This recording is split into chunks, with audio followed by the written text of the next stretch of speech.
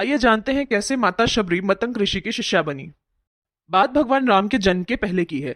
जब भील आदिवासी कबीले के मुखिया अज के घर पुत्री पैदा हुई, उसका एक नाम श्रवणा और दूसरा नाम शबरी रखा गया। शबरी की मां इंदुमती उसे खूब प्यार करती थी। बचपन से ही शबरी पशु पक्षियों की भाषा समझा करती थी। कुछ समय बाद एक पंडित ने शबरी के परिवार को बताया कि वे आगे चलकर सन्यासी बन सकती हैं। इस बात का पता चलते ही उनके पिता ने उनका रिश्ता तय कर दिया। जैसे ही शादी का दिन नजदीक आया, शबरी के घर वालों ने खूब सारी बकरियां और अन्य जानवर घर के पास लाकर बांध दिए। शबरी ने अपनी मां से पूछा कि इतने सारे जानवर हमारे घर क्यों लाए गए हैं, जिस पर मां ने जवाब दिया कि तुम्हारा विवाह होने वाला है, तुम्हारी शादी के दिन बलि प्रथा होगी और इन सब की बलि दी जाएगी। फिर इनसे स्वादिष्ट भोजन बनाकर सबको परोसा जाएगा। यह सुनकर शबरी दुखी हो गई। शबरी बहुत देर तक विचार करती रही। फिर उनके मन में आया कि मेरे ही कहीं चले जाने से यह बलि रुक सकती है। जब मैं ही नहीं रहूंगी तब ना विवाह होगा ना बलि दी जाएगी और इससे ये मासूम जानवर बच जाएंगे। उसके बाद शबरी जंगल की तरफ भागने लगी। दिनों दिन चलते रहने के बाद शबरी ऋषिमुख पर्वत पहुंच गई। वहां ऋषि रहा करते थे। उसके बाद वो चुपचाप उसी जंगल के एक हिस्से में रहने लगी। शबरी रोजाना ऋषि मुनियों की झोपड़ी के आगे झाड़ू लगाती और हवन के लिए लकड़ियां भी लाकर रखती। ऋषि मुनियों को समझ में नहीं आ रहा था कि जंगल में उनके काम अपने आप कैसे होने लगे हैं।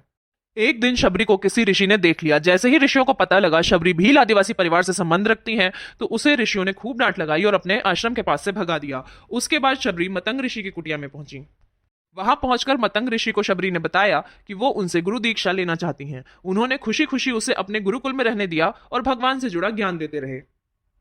समय के साथ मतंग ऋषि का शरीर बूढ़ा हो गया। उन्होंने एक दिन शबरी को अपने पास बुलाया और कहा, बेटी मैं अपना देह त्यागना चाह रहा हूँ। बहुत साल हो गए इस शरीर में रहते रहते। शबरी ने दुखी मन से कहा, आपके ही सहारे मैं इस जंगल में रह पाई हूँ। आप ही चले जाएंगे तो मैं जीकर क्या करूंगी। आप अपने संग मुझे भी ले चलिए, मैं भी देह त्याग दूंगी। इस पर मतंग ऋषि ने जवाब दिया, राम तुम्हारी चिंता करेंगे और तुम्हारा ध्यान भी रखेंगे। वो एक दिन खुद तुम्हें खोजते हुए इस कुटिया में आएंगे और तुम्हें उनके हाथों ही मोक्ष मिलेगा। तब तक तुम इसी आश्रम में रहो और उनका इंतजार करो। इतना कहते ही मतंग ऋषि ने अपना शरीर त्याग दिया। गुरु की आज्ञा पाकर शबरी भगवान राम का इंतजार करने लगी। वे रोज अच्छे फूल लाकर पूरा आश्रम सजाती और भगवान राम के लिए बेर तोड़ कर लाती। वर्षों वर्ष उन्होंने भगवान राम की प्रतीक्षा करी। अंततः भगवान राम स्वयं ढूंढते हुए शबरी को आश्रम में आए और उनकी प्रतीक्षा का अंत किया। इसी तरह के तथ्यों को जानने के लिए हमारे चैनल को सब्सक्राइब करें व वीडियो को लाइक करें। जय श्री राम।